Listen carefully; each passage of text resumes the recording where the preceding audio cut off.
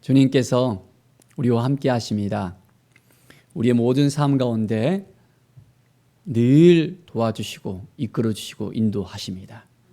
오늘 이 시간 주님의 임재 가운데 나아갈 때 하나님의 만지심을 온전히 경험하는 귀한 시간이 되기를 바랍니다.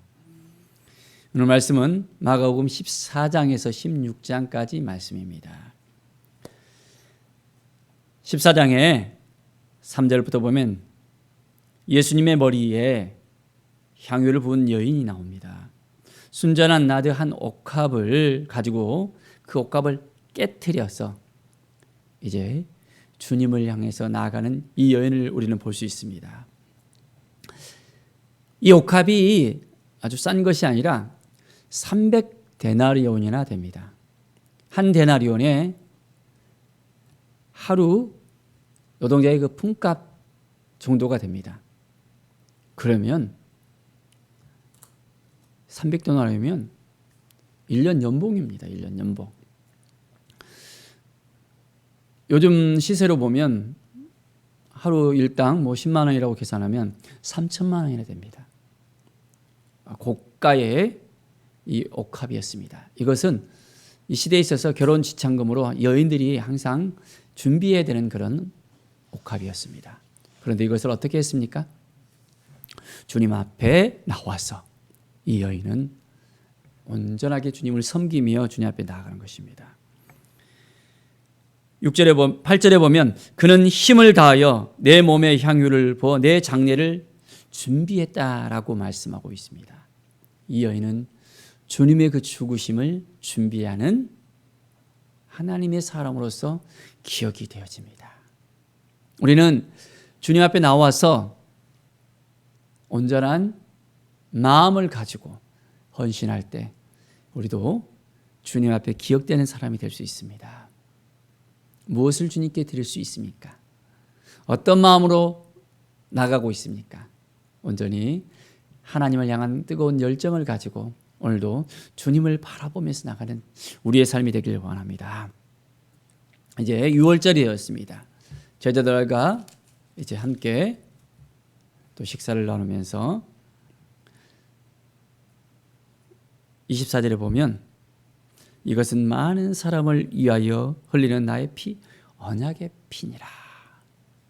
바로 그 유월절 식사를 통해서 주님은 피 흘리심에 대해서 분명하게 이야기합니다. 내가 죽고 사흘 만에 다시 살아나야 되는 것. 주님의 그 죽으심은 바로 언약의 피였습니다.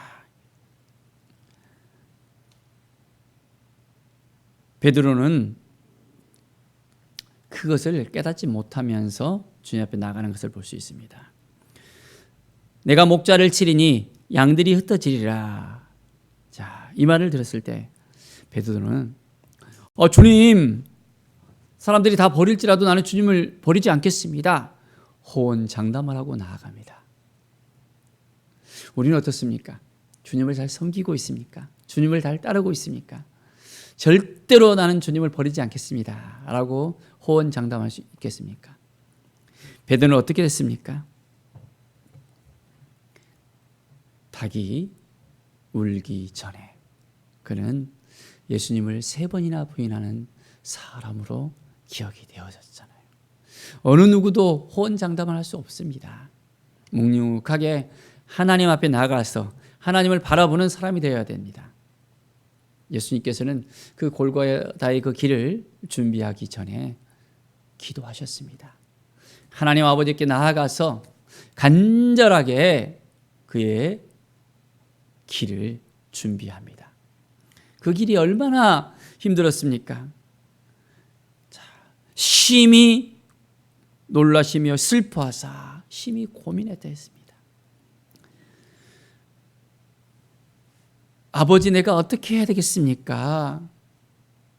아버지께는 모든 것이 가능하나 이 잔을 좀 내게 좀 옮기시면 안 되겠습니까? 그러나 나의 원대로 마시고 아버지의 원대로 하십시오. 아버지의 그 계획에 따라서 나는 가겠습니다. 어떻게 보면 하나님의 그 계획에 있어서 이 십자가가 아니라 다른 길을 또한 말씀하셨다면 그렇게 또한 준비하셨을 것입니다. 그러나 이 십자가의 길은 예정된 길이었습니다.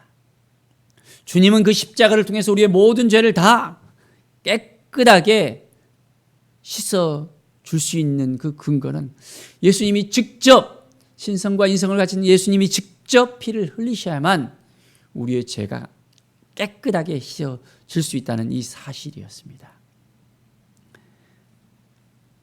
주님은 기도하시면서 이제 하나님 아버지의 그 뜻을 따라 나아갑니다. 제자들의 모습은 어떻습니까?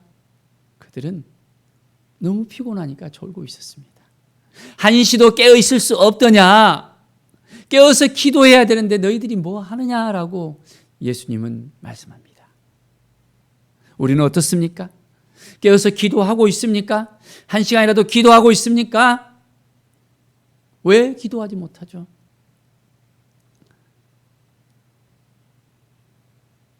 주님을 온전하게 바라보고 주님 앞에 나아가서 주님을 의지해야 됩니다. 우리의 힘으로 하려면 쉽지 않습니다. 어렵습니다. 오직 주님의 그 마음을 가지고 우리는 온전하게 나아가야 됩니다. 그렇지 않으면 쉽지 않은 거예요. 예수님이 잡히던 그날 밤에 제자 중에 한 사람의 모습은 어떻습니까? 이제 안 잡히려고 헛 이불을 딱 두르고 이제 쫓아오니까 이제는 이불을 헐당 벗기고 알몸으로 도망가는 제자도 있었습니다. 예수님의 그 모습을 묵묵하게 기도하면서 함께 따라 가줄 수 있는 제자들이 있어야 되는데 제자들은 하나둘 다 흩어지고 예수님을 따르지 못하고 예수님의 수제자였던 베드로까지 부인하게 되는 그 장면을 우리는 분명하게 목격하게 되어집니다. 사랑하는 여러분, 예수님의 그 길을 우리가 다시 한번 생각해 봐야 되겠습니다. 15장의 모습을 보십시오. 사람들이 십자가에 못 박히라고 이제 빌라도에게 외쳐댑니다. 군중 심리를 이용해서 예수님을 이제 죽이려고 하는 의도가 다분하게 드러나는 것을 볼 수 있습니다. 이제는 예수님께서 십자가에 못 박히시고 그 길을 가는 데 있어서 쉽지가 않았습니다. 골고다의 그 길에 있어서 이 십자가가 엄청나게 무겁잖아요. 60kg나 60kg.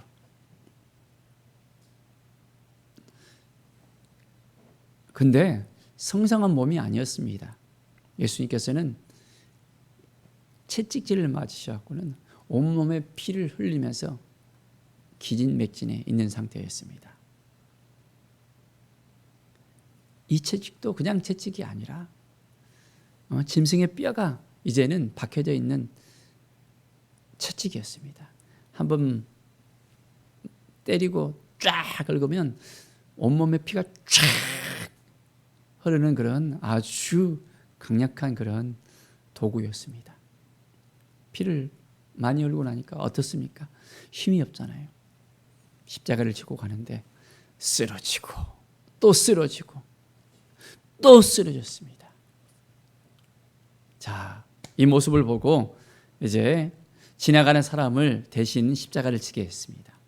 그 사람이 누구입니까? 알렉산더와 루포의 아버지, 이제 구레네 사람 시몬이었습니다. 억지로 이제 예수님의 십자가를 지우게 했습니다. 그런데 그 억지로 진 십자가가 그 가문에 있어서는 이제는 영광이 되어집니다. 그의 자녀들이 이제 예수님을 믿고 예수님을 따르고 이제는 초대교회 감독까지 될 정도로 억지로 진 십자가가 축복의 통로가 되어진 것을 볼 수 있습니다. 예수님의 그 가는 길을 볼 때, 예수님께서 십자가를 쳤을 때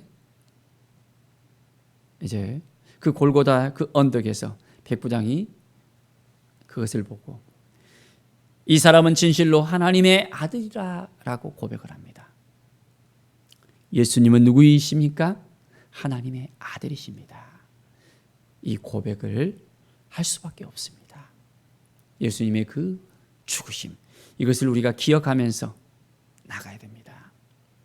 엘리 엘리 라바 사박다니 하면서 예수님은 그 고통 가운데서 십자가를 향해서 나아가며 죽음을 당하셨습니다. 나의 하나님 어찌하여 나를 버리셨나이까. 하나님의 그 부재를 느끼면서 그 죽음을 맛보시면서 이제는 그 길을 가셨습니다. 우리는 그 길을 따라갈 수 있겠습니까? 주님과 함께 할 수 있겠습니까? 주님이 십자가를 치라면 칠 수 있겠습니까? 자기 십자가를 치고 자기를 부인하고 이제는 주님을 따라오라라고 말씀하셨는데 우리는 얼만큼 우리의 삶을 자기를 부인하고 있습니까? 우리의 십자가를 칠 수 있습니까? 주님을 따를 수 있습니까? 주님이 말씀하시면 아멘 하면서 우리의 모든 걸 다 내려놓고 갈 수 있겠습니까? 아니면 여전히 힘들어요, 어려워요, 어떻게 그 길을 갈 수 있어요? 라고 반문하면서 이것저것 다 따지면서 이건 안 돼요, 이건 어려워요, 이렇게 꼭 해야만 됩니까? 우리의 인생에 있어서 믿음의 그 길을 가는 데 있어서는 참 쉽지 않을 수 있습니다. 여러 가지 어려움이 우리에게 닥쳐올 수 있습니다. 감당할 수 없는 일들이 밀려올 수 있습니다. 그럴 때 우리는 어떻게 해야 됩니까? 온전히 주님만 바라보고 주님 앞에 나아가는 우리의 삶이 되어져야 됩니다. 예수님께서는 그 모든 것을 감당하셨습니다. 그리고 이제 죽으시고 다시 살아나셨습니다. 제자들에게 보이시고 이제 내가 먼저 갈릴리에 가서 너희들을 만나겠다라고 이야기합니다. 예수님께서는 시리에 빠져 있는 그 제자들을 여전히 붙들어 주시고 위로해 주시고 함께 하시고 도와주십니다. 그 하나님을, 그 예수님을 오늘 만나셨습니까? 예수님과 함께하는 인생 되길 바랍니다. 16장 15절 16절을 보십시오. 너희는 온 천하에 다니며 만민에게 복음을 전파하라. 믿고 세례를 받는 자는 구원을 얻을 것이요 믿지 않은 사람은 정죄를 받으리라 라고 말씀합니다. 우리에게 주신 사명이 무엇입니까? 복음을 전파하라. 복음을 증거하는 그 삶을 우리는 오늘도 살아야 됩니다. 코로나 가운데서도 힘들고 어려운 상황 가운데서도 믿음을 지키면서 말씀을 지키면서 하나님의 은혜를 가지고 나가는 우리의 삶이 되어야 되겠습니다. 먼저 그의 나라와 의를 구하는 우리의 삶이 되어져야 합니다. 우리를 끝까지 기다려 주시고 인내해 주시고 함께 하여 주시길 원하시는 주님의 마음을 우리가 오늘도 품고 주님 말씀하시면 우리도 주님을 따라가겠습니다. 주님이 도와주시면 우리가 새 힘을 얻고 이제는 주님이 말씀하신 대로 살겠습니다. 믿음으로 고백하며 말씀을 붙들고 오늘도 승리를 선포하며 주님과 동행하는 믿음의 삶, 이제는 자기를 부인하고 자기 십자가를 지고 주님을 따르는 믿음의 삶을 살아가기를 간절히 축원드립니다. 기도하겠습니다. 주님 감사합니다. 주님이 말씀하시면 그 길을 따라 가야 되는데 여전히 우리의 마음은 두 마음입니다. 이것저것 생각하면서 참으로 쉽지 않은 그 마음을 갖는 것이 우리의 실정인 것을 봅니다. 새로운 마음을 주시고 새로운 영을 주시고 주님만 바라보며 나갈 수 있도록 도와주시옵소서. 아버지의 마음을 가지고 나갈 수 있도록 인도하여 주시옵소서. 주님의 뜻이 무엇인지를 깨닫고 온전하게 이제는 온 천하의 복음을 전하며 믿음으로 살아가는 우리의 삶이 되게 하여 주시옵소서. 어떤 환경 속에서도 굴하지 않고 믿음으로 선포하고 말씀으로 승리하는 우리의 삶이 되게 하여 주시옵소서. 감사드리며 예수 그리스도의 이름으로 기도드립니다. 아멘.